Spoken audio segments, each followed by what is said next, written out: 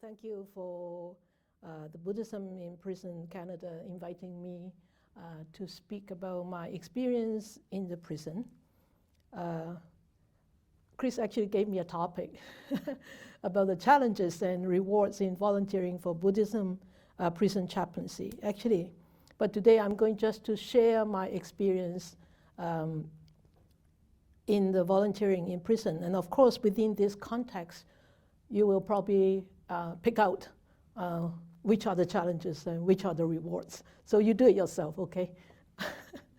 So let me introduce myself a little bit. I'm a fully ordained bhikkhuni in the Mahayana tradition. In 1992, and I founded the Poland Buddhist Association in Chilliwack, BC in 1994. So I've been here in British Columbia, Chilliwack, British Columbia for 30 years. So we just completed the construction of the meditation vihara, which you can see on the slide. And I want to actually clarify that I'm actually not a Buddhist chaplain. Actually, I am a volunteer under the umbrella of Buddhist chaplaincy, or umbrella of chaplaincy in prison. I started volunteering in 2003. It was actually just a very rare coincidence. One psychiatric nurse actually came to Poland to do an interview with me on Buddhism. She was doing a paper on Buddhism. So after the 1.5 hours long interview, and I said to her, have you ever tried meditation? She said, no. I said, would you want to try? And I invited her to actually stay for an hour meditation, which was very cruel, I think, to start off with an hour right away. But she did. She stayed and she really enjoyed it. She really found it calming. At that time, she was already working at CSC as a psychiatric nurse. And after she left, and then after a couple of weeks, actually, she called me up and she said, "Sister, I'm going to actually set up a peer caregiving program, like a healthy inmate looking after sick inmates. Would you like to come and teach them meditation?" I said, yes, of course, because with caregivers, I always advocate a very strong practice of meditation, because it helps a caregiver to deal with the stresses, difficulties that they encounter when taking care of a sick person, whether it's inside a prison or outside the prison. So that's how actually it started. So I went into this program and traveled around the whole province. Actually, at that time, I think she intended to do 6 prisons, but because of the time, I could only did I think 4 out of 6 prisons. So the first one I went into to do this peer caregiving program was a minimum prison in Mission. I've never went into prison. I didn't know what prison was like. So I had this, perception of prison, like those are really bad people, and all this coloring of prison in my head, which I think is very common, among people who don't actually understand what prison's like. I was a little bit early, so I waited in my car in the parking lot, and I actually noticed that my heart was beating fast, and my face was all blushed, and I knew that I was nervous. And thousands of thoughts come and go. But anyway, at the time when I went in through a couple of gates, not as many gates as in the medium or in the maximum security, but still it was a new thing for me. So we checked in, and I got a pass, and I went in with this good friend of mine now. We went into the chapel, and I saw 12 guys already sitting there with prison uniforms. And the thought just came to my mind, oh gosh, what am I going to say to them? So, and then I started to introduce myself. And I didn't use my real name, I used a fake name. Really not a fake name, it's a nickname that I call myself. I said, I am Sister Jessie, which I always use that nickname when I teach children. But anyway, I said, I'm Sister Jessie. They said, is that your real name? I said, no, that's my nickname. They said, nickname? Why did you use a nickname? And they laughed. They said, you should use your real name here because it's a prison. You cannot use a nickname. Because in prison, you always have to use real name. I said, oh, but the real name is so difficult for you to remember me. I want you to remember me. So I use a nickname. Jessie is so easy to remember, right? They laughed and laughed and laughed. With that laughter, you know, it's so strange. That laughter just instantly dissolved all this stress and anxiety that I carried when I was walking into the prison. And that experience was so immense. And after the peer caregiving program, my friend actually invited me to actually start teaching in the prison where she works. It's a treatment center, Pacific Treatment Center, Treatment Institute. We call PI in short. Then started once a month, and the guy said, no, once a month is, no, you need to come in more often. Then twice a month? Then they said, no, twice a month is not enough. Could you please come in more often? Then I started going in every week.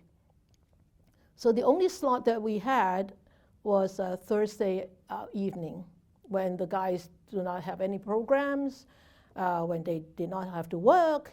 So we got that free slot. I call it free slot. Nobody wanted to go in the evening, right? Especially in the winter.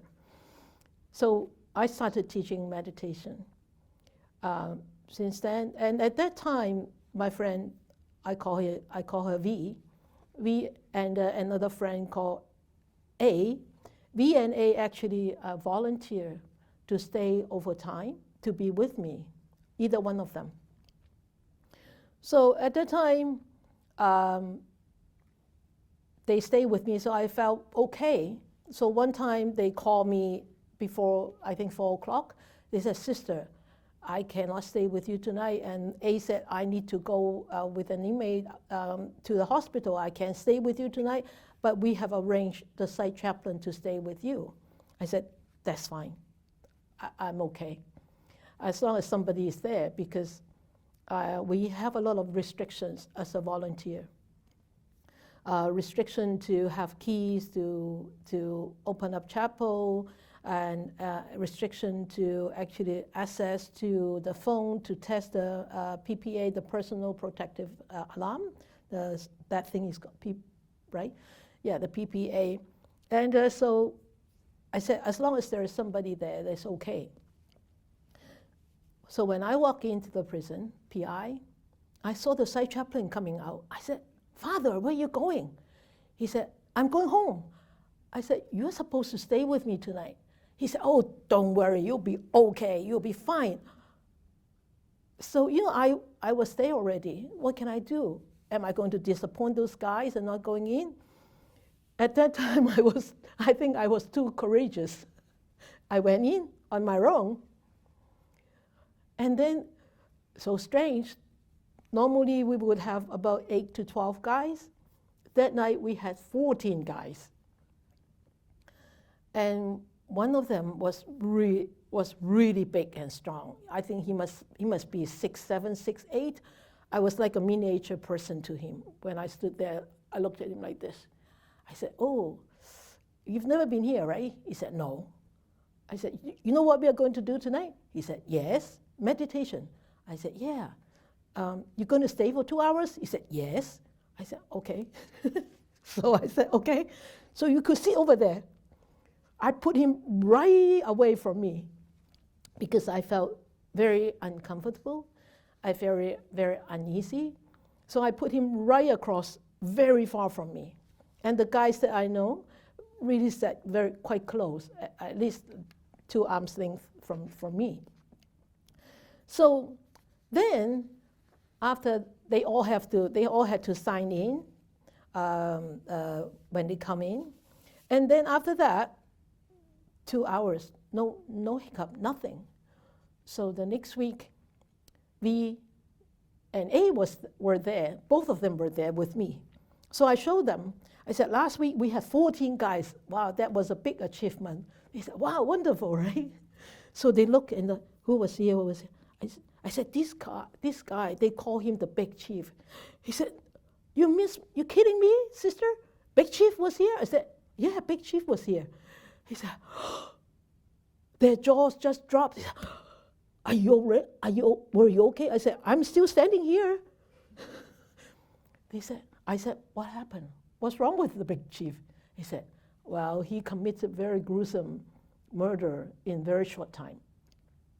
Killed quite a few, I think three people or 5 people, I don't know, within a very short time. I said, oh, no wonder I felt what I felt. I said, don't worry, I'm here. But I'm safe, I said. But since then, I thought, no, it's nice to have a partner. It's nice to have a companion to go with us. So we started a prison volunteer team in 2011. So that was that took quite some time. And in 2011, we had about 6 to 8 people in the group, and we take turns because I used to travel. So when I don't travel, I would go in, and then the other volunteers would just chip in. So that was great. So with that volunteer team, we started to run the program with an intention of bringing meditation into the prison.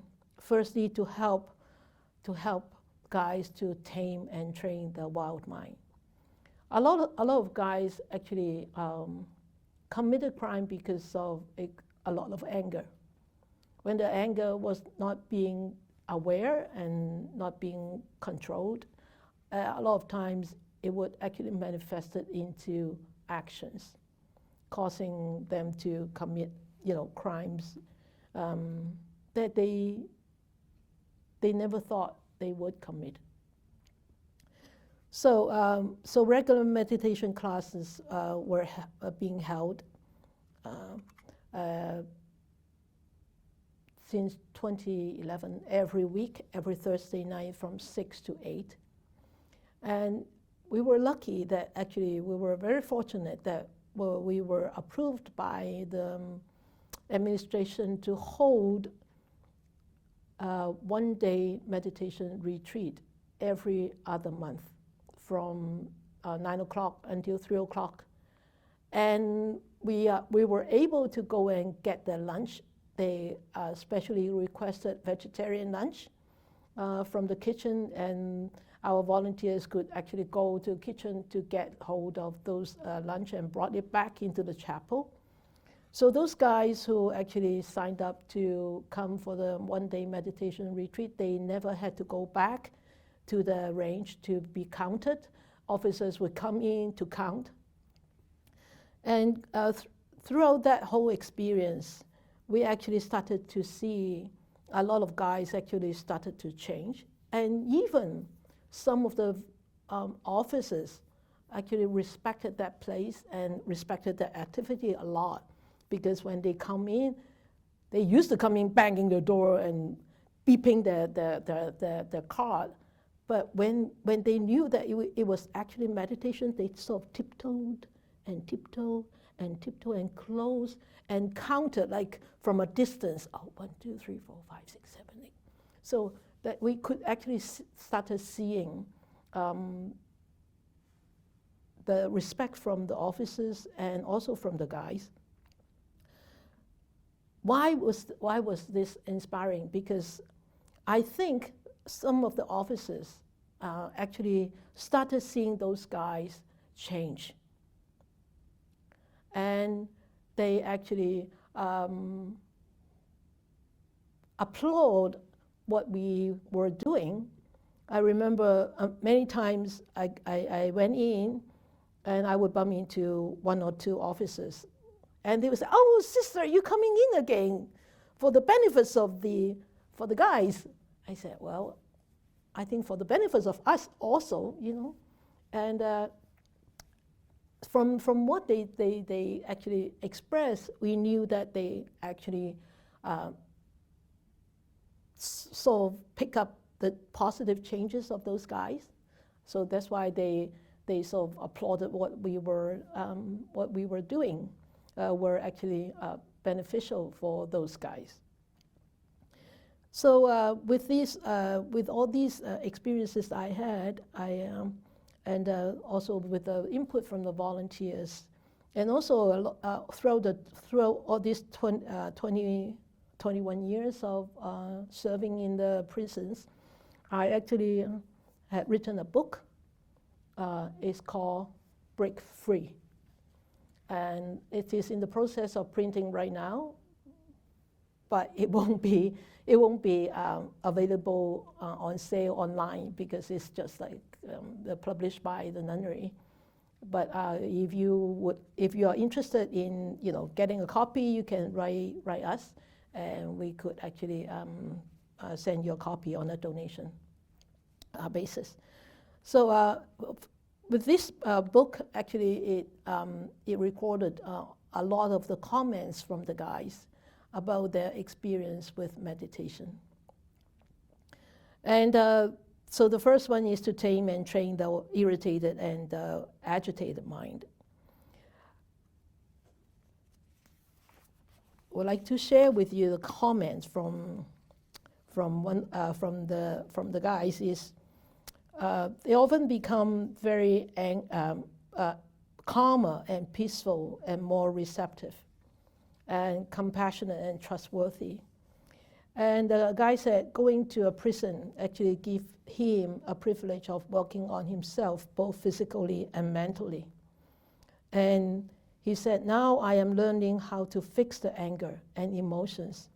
He used fix as quotation. Anger and emotions inside of myself. I know how to stop punishing myself. When I can do that, I don't always take the anger out on others, which is great. And he said, I have a little more self-control and starting to like myself a little bit more. So it's actually bringing mutual benefits to the inmate himself and also to the people around him, because he doesn't easily manifest his anger in his negative bodily or verbal behavior. And the second intention of us teaching meditation is to hopefully to help the guys to correct and change their behavior, the habitual behavior, like taking out anger onto others. And by recognizing it through awareness and in these meditation retreats. And during the meditation retreats or during just the normal weekly meditation classes, sometimes when, excuse me, when we were meditating and there were like loud announcement or people, walking by the chapel became very rowdy, we could see this tinge of irritation in those guys, right? They sort of like became antsy. And some of them actually, I remember actually a guy pour a cup of coffee onto another guy, like this. And I thought, oh gosh, what am I going to do? And the other guy was just, take a deep breath. And at that time, I immediately said, take a deep breath and come back to this body and be aware and be calm And there's nothing you can do to the outside environment. You cannot control others, but you can control your behavior. So that guy poured the coffee. I don't think he actually knew that he poured coffee. He actually is out of a habitual reaction. Didn't like the noise outside. He turned that sound into a noise, which actually became very irritating to him. So whenever he had irritation, he just reacted. So he poured the coffee over that guy, and that guy was just like one chair from him. And that guy, after hearing my instructions, so I could see him starting to take a deep breath and starting to calm down, at least calm down for moments of one deep breath, and then 2 deep breaths, and 3 deep breaths. And that actually smoothed out the whole, what can I say, possible altercation, right? Possible altercation between 2 very strong individuals. If something happened in the chapel like this, and if there were altercations, I needed to push the PPA. That will be the end of our volunteering. And it could be also very stringent penalty to those guys. But I was very relieved that actually it was just being smoothed out so fast, just within like this. So it wasn't easy, but it wasn't always like sweet and sound like that, okay? Sometimes it could be difficult. But in the last 21 years, I have never used a PPA. Never. Because as the volunteers put into the sharing, is that they felt that actually we were being protected by those guys who constantly come every week. They would, when they come into the chapel, they would go in and check here and there, because other inmates would come into the chapel, to the toilets, to stash drugs, to exchange things. But those guys whom we know, they would just come in. Sometimes they would stand between us and the new guys. So we knew they were doing it in a very a discreet way to protect us. So one time, those guys asked me, are you scared if you come in on your own? I said, no. I said, why? They asked me why. I said, because I know you guys will protect me. They nodded. They said, yes, we will. Because you are doing such wonderful things to us. You, not just me, actually the whole volunteer team. I can't take all the credits because they work really hard. And also to develop a sense of security, safety, and grounding the mind in these classes by developing this strong mindfulness and then help them to walk away from troubles and problems. I remember one guy, I call him Mr. T. So those who know me, they know Mr. T very well. Mr. T was a guy with all these tiger wrinkles when he first came into to the chapel. And but after he actually stayed and experienced that 2 hours meditation, he stayed with us ever since. But one day he was late, so he came in with a pair of slippers. That was not the dress code in the prison. When you attend some program, you need to dress up in the prison clothes and put on the runners. But in the evening, a lot of times officers don't care. They don't mind. They are a little bit more lax. But that night, Mr. T came in with a pair of slippers. And he was at the chapel door outside. And we were standing inside the chapel door, ready to greet them. And I saw an officer out there talking to him, and he was like boiling in anger. Then I went out, I said, what's going on?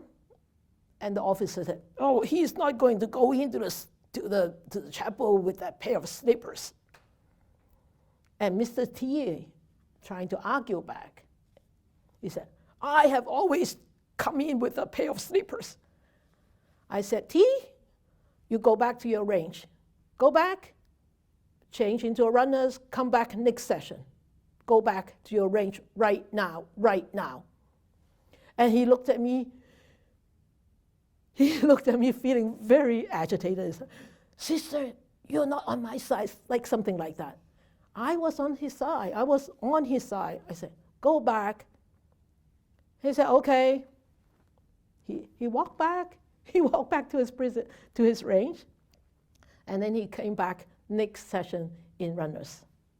So they knew that, you know, if they have that awareness, that mindfulness, they could walk away from troubles. And Mr. T was transferred to Saskatoon. And one thing I said to him, I said, I'm going to give you something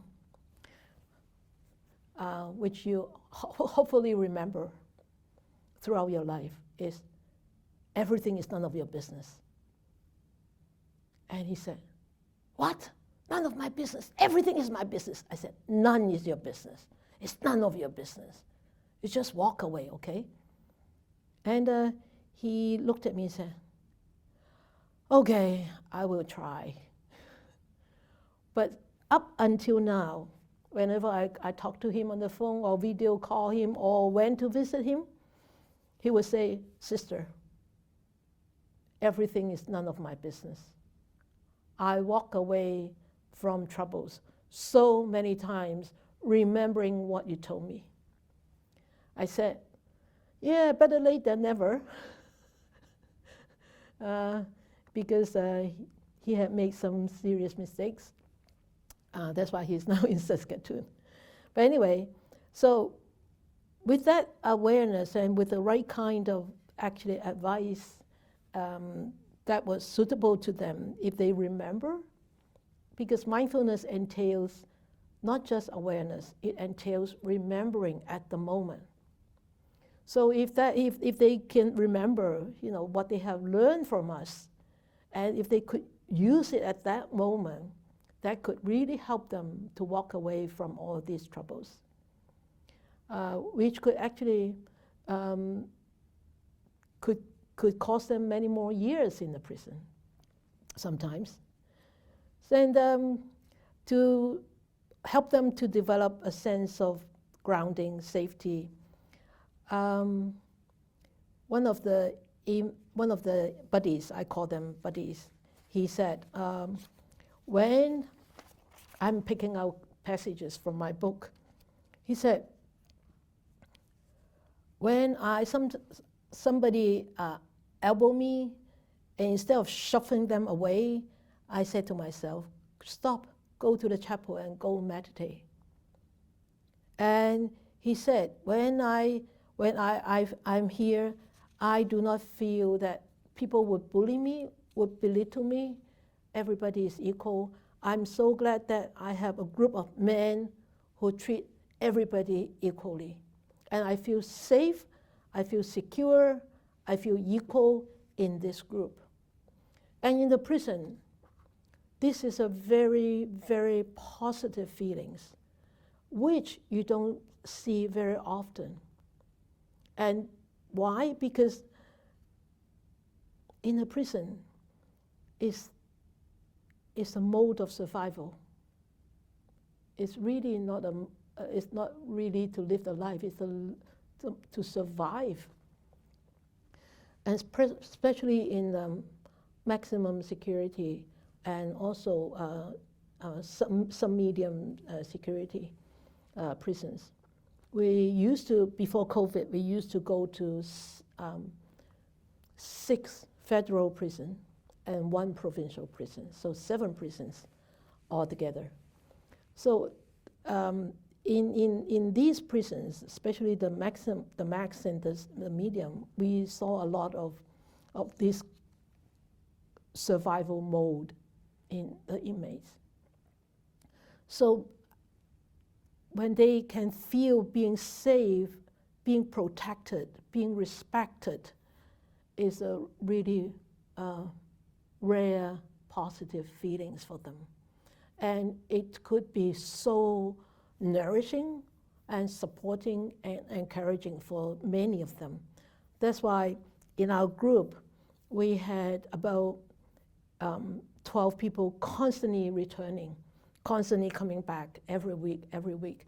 And some of them always ask themselves, why did I keep coming back here?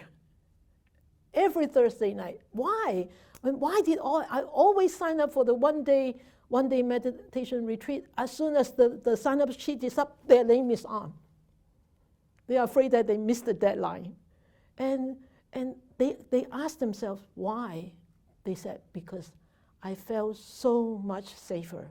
I felt so much happier and so much freedom. Freedom, but they are incarcerated. But freedom in the mind.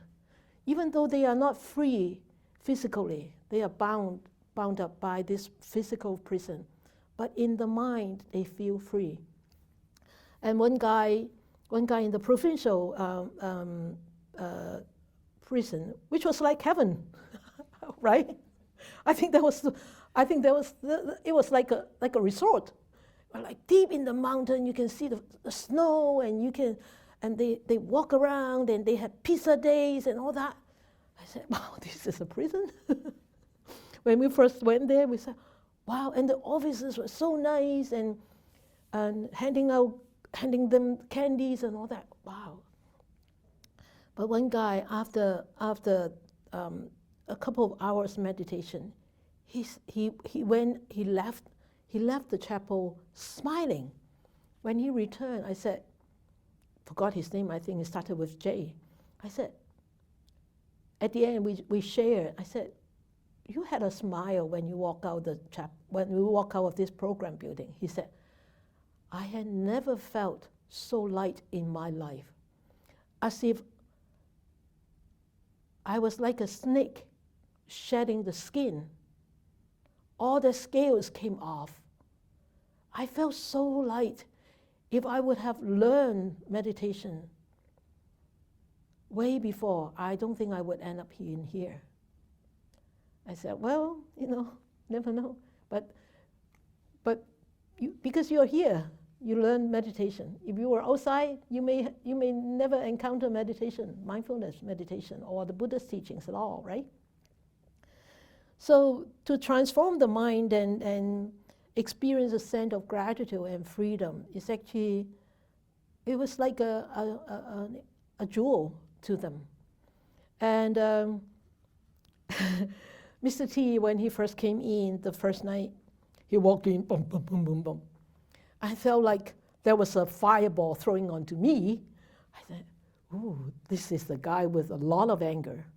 And I said, oh, I haven't seen you before. He said, yes. I said, what is your name? He said, I am T. I said, oh, Mr. T, you coming in for meditation? He said, yes. My program officer, my psychiatrist, my nurse, my doctor, the chaplain, everybody said they have nothing to offer me anymore. They asked me to go and test Sister Jessie's meditation class. Test it out. I said, oh, that's going to be a big test to me. And he said, so are you a nun? I said, well, obviously I'm a nun, Buddhist nun, right? You haven't met one before, right? He said, no. So are you going to teach me Buddhism? I said, not necessarily. So are you going to convert me? I said, convert you? No, I'm not going to convert you. He said, really? I said, no, I'm going to convert you. He said, what do you mean? One time you said not converting me, now next second you said you are going to convert me? Are you okay?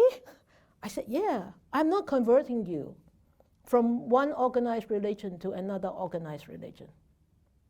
But I'm converting you from an unhappy person, from an angry person to a happy person, from a very reactive person to a very aware person, from a stingy person to a generous person. I said, that is the true conversion. That is the true transformation. And he looked at me with like big eyes. Oh, something that new to him. And he stayed ever since. Oh, it's over 10 years now, right? More than 10 years. Yeah, more than 10 years. I've known him more than 10 years. So this transformation doesn't come easy, but it comes with hard work. And you can see from this picture, it is actually a stained glass artwork, which was given to us in 2013. Mr. K started meditation with us, or with me, 2007. At that time, he has been incarcerated for over like 4 years, for a crime that he claimed he did not commit. And he was a lifer. And no more like appeal, nothing. So he got very upset and stressed out. So he read a lot of books. He could read like 2 books, 200 pages a day. And I said to him, Mr. K, why don't you write your experience in a book? Write a book about your own experience in the prison. And you said that you haven't committed a crime. You can put it in your book. And he said, oh, I never thought about that. I said, yeah, you should. And he actually wrote 2 books. And I read one of them. And then one day he came in with a big folder with pictures. And it's all stained glass. I love stained glass. I said, wow, where did you get all these pictures from? He said, I made these stained glass pictures. I said, really? He said, yeah. I said, wow, that's nice, beautiful. I love stained glass. He said, I'm gonna make you one day. But that was like many years. And it was Christmas time. I think it was 22nd of December. We went in, and they always appreciated us to go in on festive days. I know the volunteers that we have in the team, most of them are a householder. But I told them, you can celebrate festive days with your families, a day before, a day after. But these guys are all alone in the prison. Weren't able to see the family, weren't able even to talk to their family. I said, if we go in, we are just like family supporting them. So our volunteers are great. They said, yes, we should go in, we should go in. So we always go in, no matter whether it falls onto Christmas Day or whether it falls onto the 1st of January, we always go in. So that was the 22nd of December, and Mr. K said, sister, this is a gift for you. Is that like all wrapped up in paper? He said, what's this? He said, oh, well, this is your pass to take it out of the prison. And I opened it, I was stunned to see this piece of artwork. It's almost 3 feet by 4 feet. It's a stained glass, and you could see that there was so much hope in this artwork. And he wrote a letter to me. He said, they can take away everything that I have in my cell, but they cannot take away the love that I have for others, for my friends, for you, and for my family. And they cannot take away the love of the friends and others to me. He said they can take away anything. They can take away, they don't have to release me if they don't want to. You know, CSC sometimes have a very peculiar system. They keep people on and on and on without releasing some, I think it's over 30 years for a lifer. So I'm not commenting about that, but you know, and Mr. K said they can take away my release, but they cannot take away that love that I have for people and the love that people have for me. That was such a strong statement. And you can hear from that statement how calm and strong Mr. K is. Now he's on parole in the East Coast now, just a few months ago, right? Yeah, after all that year, over 20 years now. So it's not easy, but they could really transform the mind to have this sense of gratitude and freedom. And lately, since last September, we started going into, being invited to go into the medium to actually hold a Mandarin speaking group for Chinese inmates, Chinese speaking inmates. So I actually started that group in Chinese, but now some Caucasians said, oh, we wanted to come for meditation. I said, yeah, you can stay for meditation, but you don't want to stay for the second half, because the second half is Chinese calligraphy. You can see this picture. I bring in the Heart Sutra calligraphy. I bring in brushes, Chinese ink, plates to hold the ink every time we go in, and they copy the Heart Sutra. And we recite the Heart Sutra and copy the Heart Sutra. And this activity, we don't have many guys. We only have 4 Chinese guys. One has just recently been released into the community, and we still have 3 Chinese guys.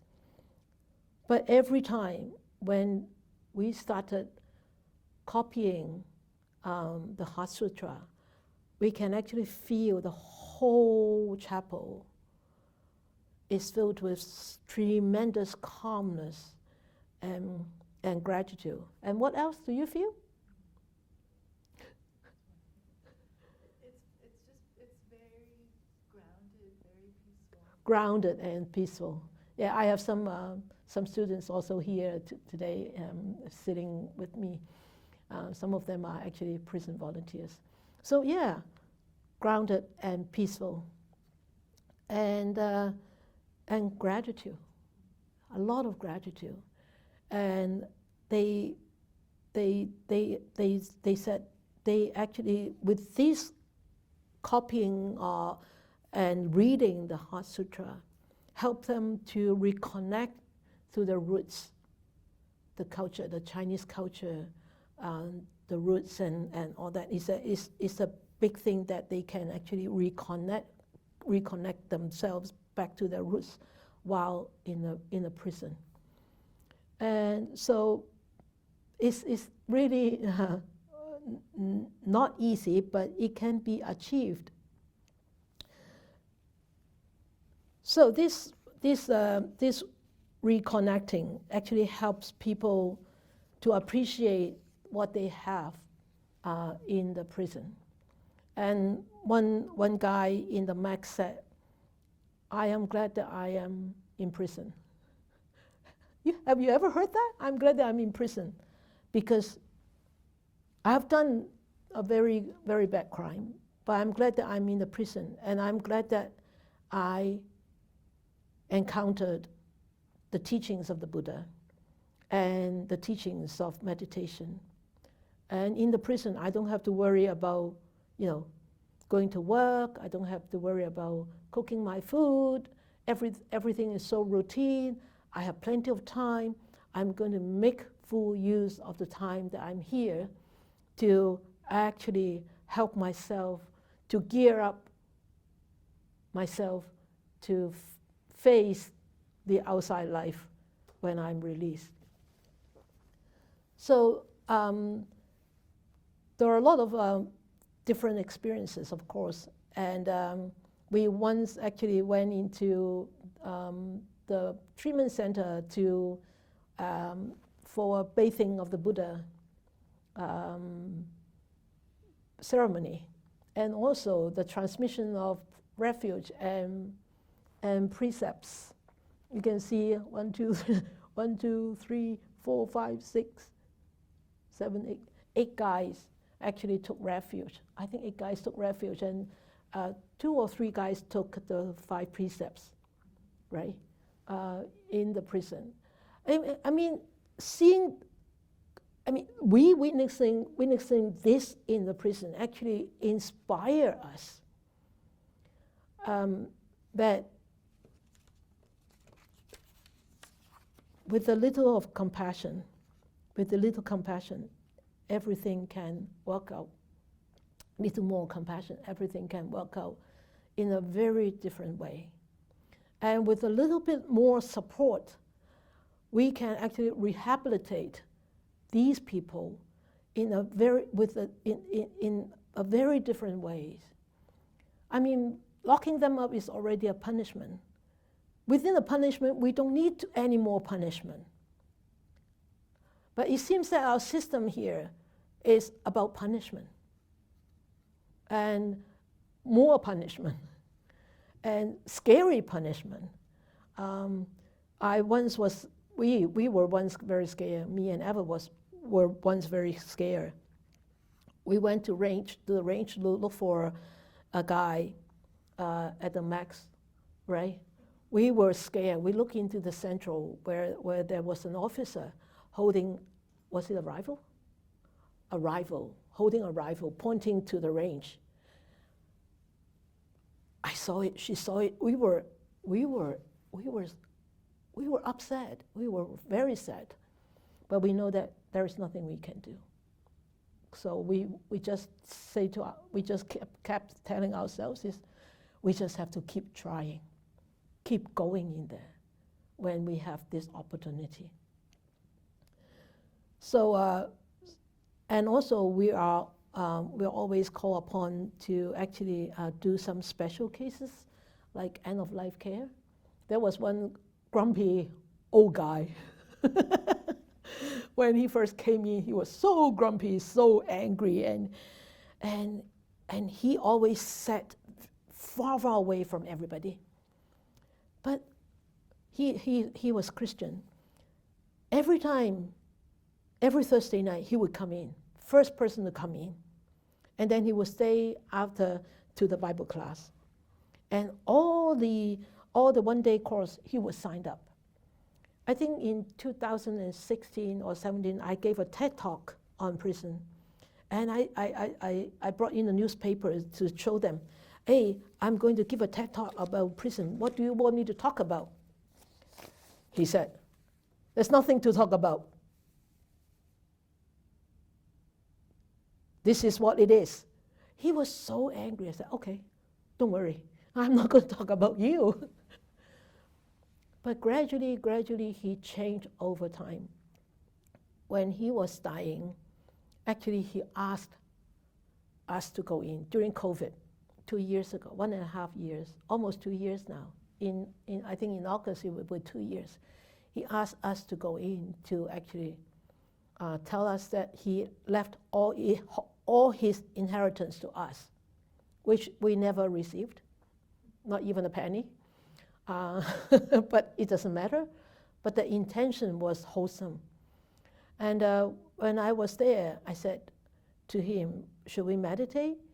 He nodded. So we meditated a bit. And I said, do you want me to read you some Bible passages? He nodded. So I read him Psalm 23. And he felt so calm. Then I said, do you have any more unfulfilled wishes? Which I know that he had. He nodded. I said, is it this wish that you wanted to be released into the community before you die? He nodded. I said, well, you know, it comes when it comes, and it's not up to you. And he nodded. So we kept going in. I think every week we went in to see him for a couple of weeks. Then the next time we went in, the nurse said, oh, he's gone. I said, what? He died? He said, no, he got transferred out. I said, wow, we're so happy. We would never believe that nurse actually gave us the hospital name where he was transferred, because they were not supposed to. So I hope I didn't get that nurse into trouble just by telling about this. But anyway, we got the hospital name. We went to see him the day he was transferred in the afternoon. And he was so happy that he saw us, that we were there. And I said to him, now you're out in the community, in a general ward. I said, you're out in the community. That unfilled last wish has been fulfilled. You still have any unfilled wishes? He said, no. I said, are you ready? He nodded. I said, good. So anytime if you're ready, just big smile and carry in your heart a sense of gratitude and mindfulness. And he nodded. I said, we have to leave now. And goodbye. He had one drop of tears, just one drop, and he said, goodbye. No sound, because he was very weak. Goodbye. I think the day after he passed. So transformation of such angry, grumpy individual who was incarcerated for most of his life. He was 70-something. He was incarcerated on and off and off, on and off for over 50 years. At the end of life, he could just let go of everything and just be at peace. It's not easy, but it could be possible. And we also offer community support. Inmates on ETA, escorted travel, or UTAs, unescorted travel, to come to Polam before COVID. And after COVID, it hasn't resumed yet. Hopefully, we will be able to resume that sooner. And also one-on-one counseling. Sometimes the one-on-one could be very difficult, but it could be very, very rewarding. And at the time now, I am actually counseling a one-on-one basis every week. And I could see the body actually was so much more relaxed and so much more upfront and trustworthy and trusting us to his really inner feelings. And even the parole officer really said that, wow, you have come a long way. So that with that support, is very possible that people could change. I agree, some people needed to be incarcerated, but a lot of them needed to be rehabilitated. So going back to talk about our one-day retreats is, since 2011 up until COVID, beginning of 2020, we held 44 retreat days. And Mr. K actually attended 42 retreat days. 42 out of 44 is almost 90% attendance. And every 3 retreats, if they have attended 3 retreats, we will give them a certificate like this.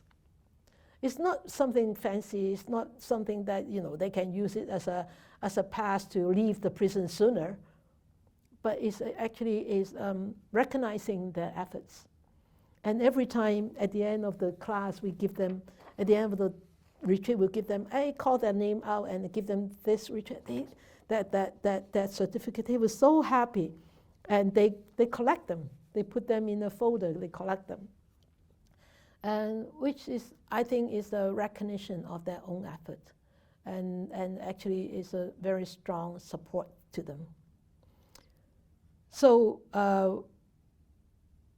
these retreats, I think, give both the volunteers and the inmates a great learning lesson. And a lot of times at the end of the day, we would sit in a circle and share. And I'm always the last one to share. And I always share the same thing, is thank you guys. I'm so glad that you are here because you gave me hope. You let me know that most of us can be a better person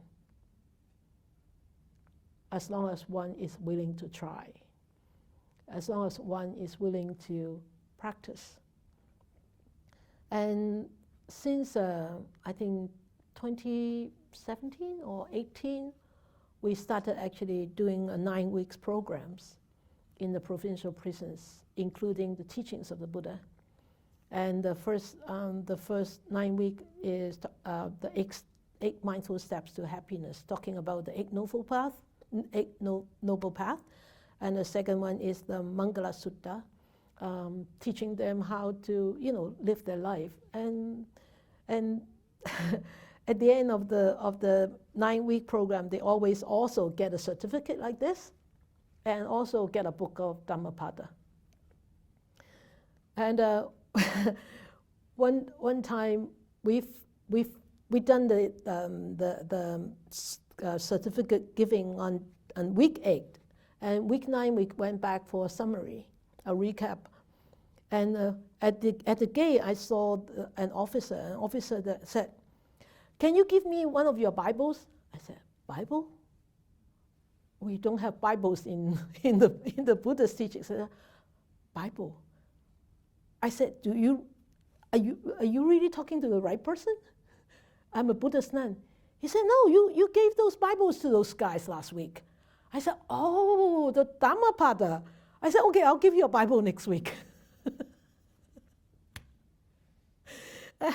So I passed on a Bible, a Buddhist Bible, which is the Dhammapada, to one of the officers. And the guy said that he was so happy that he received a Bible from me. So the guys actually, the changes in those guys, whether in the provincial or in the federal, actually inspire not just us as volunteers, also inspire some of the officers who are softer, who are more compassionate, and I think because of that inspiration actually keeps us going for 21 years. It is not easy, but it is very, very rewarding. And the challenges, some of the challenges that we face is, of course, we don't get much support. Financially, we don't get support at all. And we don't get paid because this is not our intention to get paid. But it's not supported by staffs, including sometimes the officers, sometimes even other staffs. And sometimes for the one-on-one counseling, it could be very challenging emotionally because one is exposed to some very difficult crimes.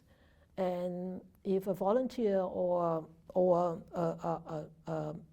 somebody who works in the prison like this, if they don't have this kind of self-care, it could be very, very difficult at times. And also, we are very short of volunteers. That's why actually we weren't able to actually resume some of the services that we used to give before COVID.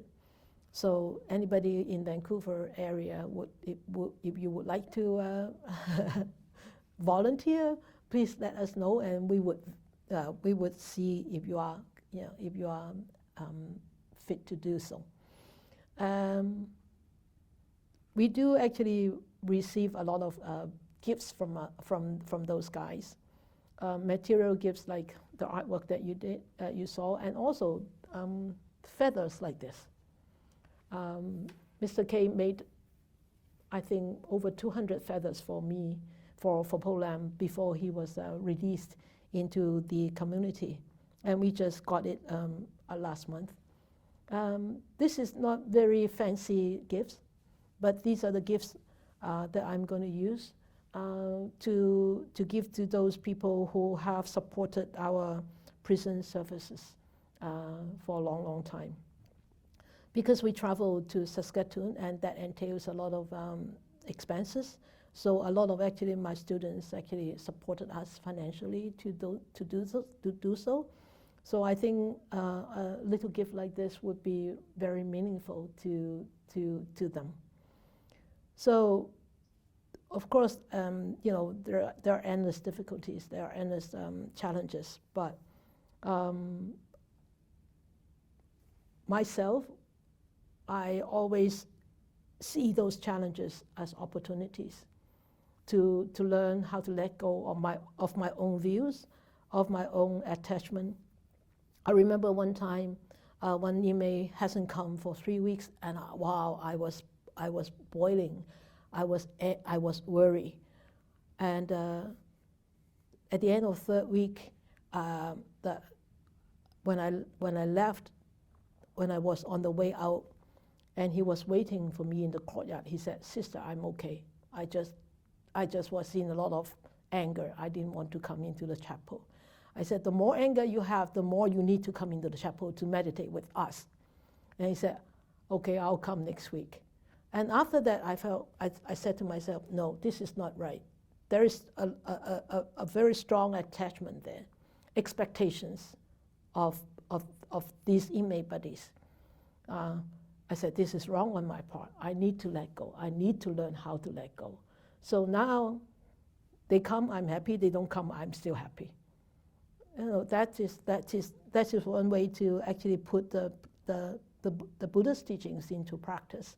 So any challenges, I hope that, you know, or anybody who work in the prison or who do this kind of work could actually turn them into opportunities to appreciate the teachings in a deeper sense, and it could be very, very beneficial. So you have heard a lot about my experiences, and it sounded like that we did have a lot of wonderful experiences and not many challenges.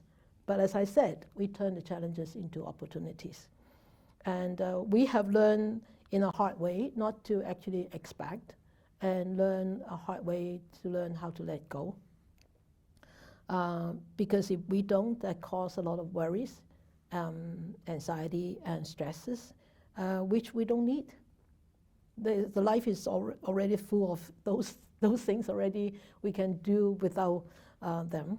So, and also, I always constantly remember, and also constantly remind my students that when we serve them, when we go and serve them, volunteer, remember, they also need all the right conditions to be able to come and meditate with us.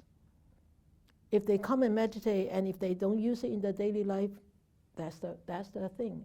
It's none of our business. We cannot expect them to do what we want them to do. So don't disappoint yourself.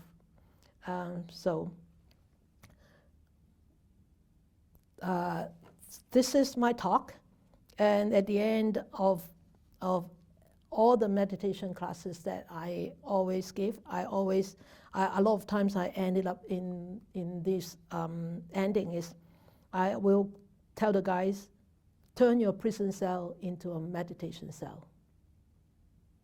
Convert that cell into a meditation cell. And be a master of your own mind. Do not let these reactive behaviors become your master, and you become the slaves or the prisoners. And inside the prison, you can be free. And I wish every one of us will continue will continue to live outside our own prison. And those who work in the prison have to bear in the mind. Compassion always heals. Mindfulness always calms. And corrections, changes, and transformations are always possible. Thank you. Any questions? Yes, Carrie. Sifu, I remember one day I was upset finding out the horror of a crime that one of the inmates had committed and feeling uneasy about going and Yes. just being so genuine and Yeah. compassionate Yeah. toward him. Yeah. And you said, don't let it hurt you. Hey, yes. Yes. Would you like to speak? Sure, yeah. Carrie is here in person. He said she remember one time she found out a horrific crime committed by an inmate, and she said going in with such a genuine and compassionate mind, she found it a little bit difficult. And she came to talk to me and said, don't let it hurt you. And she wanted me to elaborate a little bit on that. Those are the burdens of the inmate. And you found it out because there's conditions for you to know, you know? And you don't have to carry that burden on you because it's not your burden, right? So that's why turning the challenges into opportunities and help you to actually start to see also, wow, such a horrific crime. And could we help them to change, to become a more compassionate and better person? Would they have those merits to continue to cultivate this awareness, this mindfulness, and eventually to come out of the difficulties, you know? I'm counseling one person, also not a very easy crime, very horrific crime. On the first visit, I didn't expect him to tell me this, but he was very upfront, he was very trusting. He told me the whole crime and the difficulties that he was facing. And at the end, I'm not a saint, I'm not a sage, so I also carry some of the emotions onto me myself. I felt very heavy, and so when I walked out of the prison, I told Eva, I need to go to the river because I need to walk along the river to, you know, because water to me is healing. So I need to be aware and just sit there and just to contemplate a little bit and just keep on being aware and not let that emotion hurt me. And now it doesn't hurt me anymore by seeing him. And actually we develop a very strong connection. And it's amazing to see how that actually changes him, how that actually helped him. There is in the previous talk, Yeah. monk from Yeah. Nova Scotia. Yeah. So he has a plan, a proposal to CSC Yeah. to build a halfway house. Yeah. In I heard that. Yeah. And it's modeled after the Indigenous Healing Lodge Yes. idea. Yeah. Yeah. I heard that. That was very encouraging, very inspiring. I wish it could come true. I mean, it's such a big difference between me, us as a volunteer, than the chaplains. Chaplains, they have more resources, maybe not enough according to what they say, and they have a little bit more power whereas we don't have any power at all. We don't have any resources. Like sometimes when we went into the max prison here, we always had to serve at the mercy of our dear officers.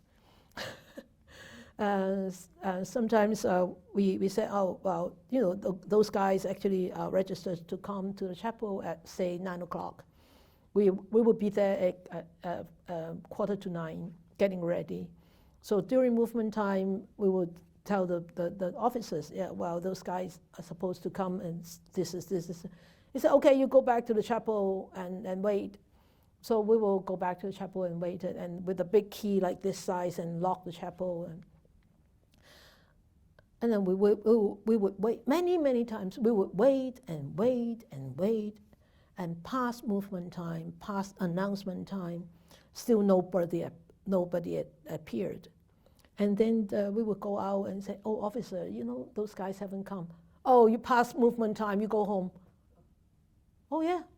So we spent 45 minutes to go there, and then spend 45 minutes coming back home, 1.5 hours without seeing anybody. It actually happened too many times that we got quite fed up. And then we were really not being supported by the site also, and so we thought since they have site chaplains, so maybe they could do without us. So we quit going into giving classes in the chapel, but we still continue to do one-on-one visit on Friday morning at that time. So sometimes it could be very disappointing, and it's sad to see that it happened in such a society, because supposed to be forefront and democratic and supportive, and us going into as volunteers, volunteering our time, our energy, and our knowledge and our experience for the benefits of these beings who are in deep water. But yet, it wasn't appreciated. I don't expect people to come and say, pat on my shoulders, oh, sister, you're well done, and great work, keep doing that. No, we didn't expect that. But we expected this kind of work to be encouraged and supported, because you see, if there are more people doing this kind of work, how much money would CSC save? They don't need to build so many more prisons. But yet, I don't want to use that word, but it's a big B.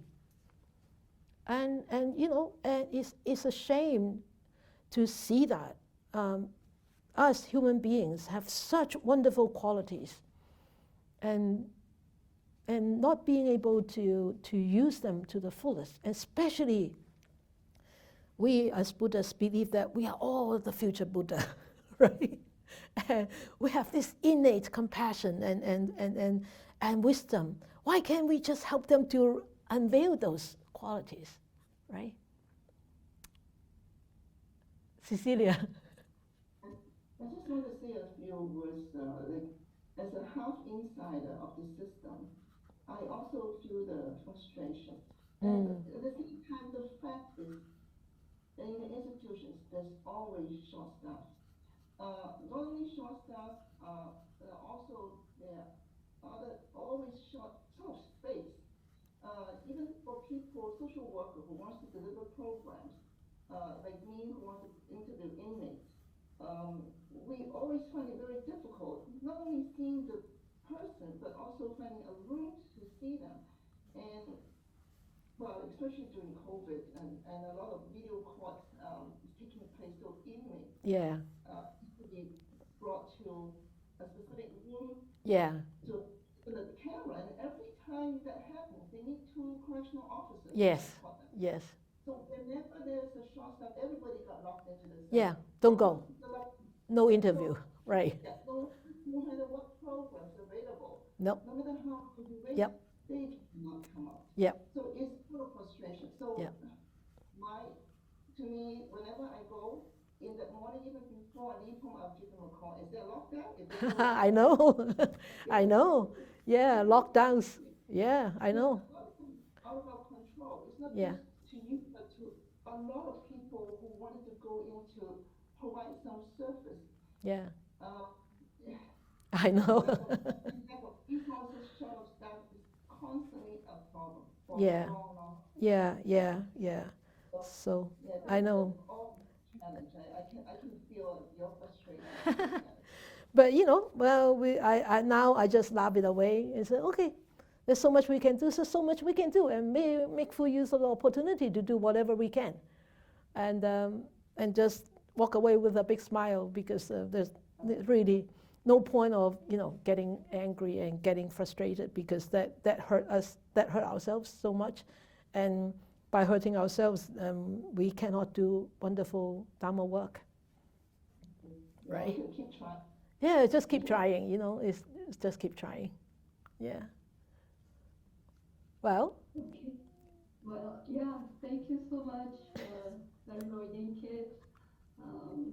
We have 2 more minutes to 3:30. Any last comments before we decide? Oh, you have? Oh, Radhika. Yeah, we have somebody. Yeah. I just want to thank Sister Jessie so much. I'm using your nickname. Using my nickname. Because it's wonderful, and you really inspired me. I've always wanted to do something to, help.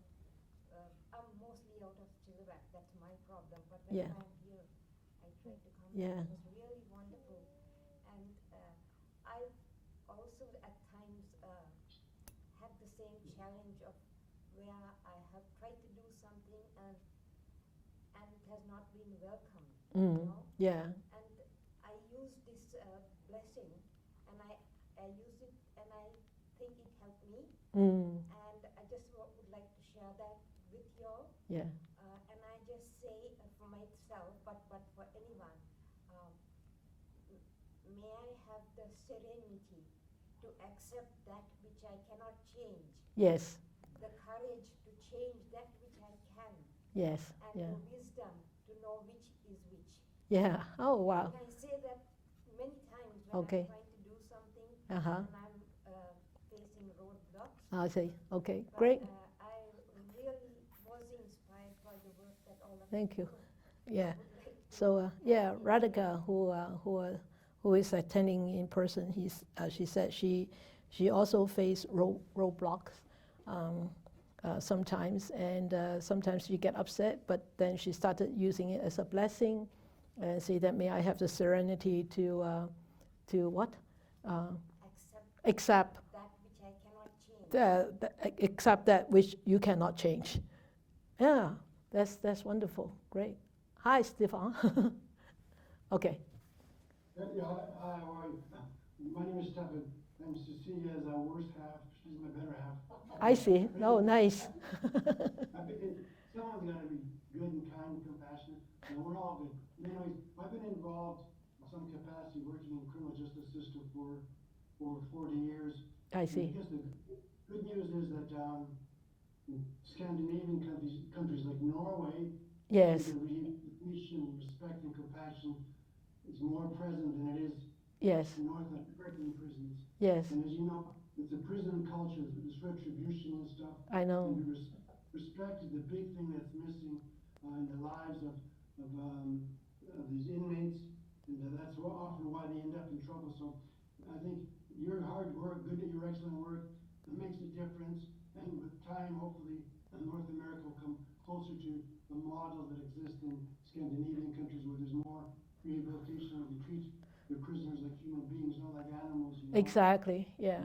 Nelson Mandela said, hey, you judge a society by how they treat the criminals, not the richest people. So Yeah. Right. Yeah. Uphill battle, but I think it's important. I think it's very much appreciated by those who take advantage of it. So Yeah. kudos, good work. Thank you, thank you. Let us all continue to keep our hopes high and make full use of our energy for the benefits of ourselves and for others. Thank you.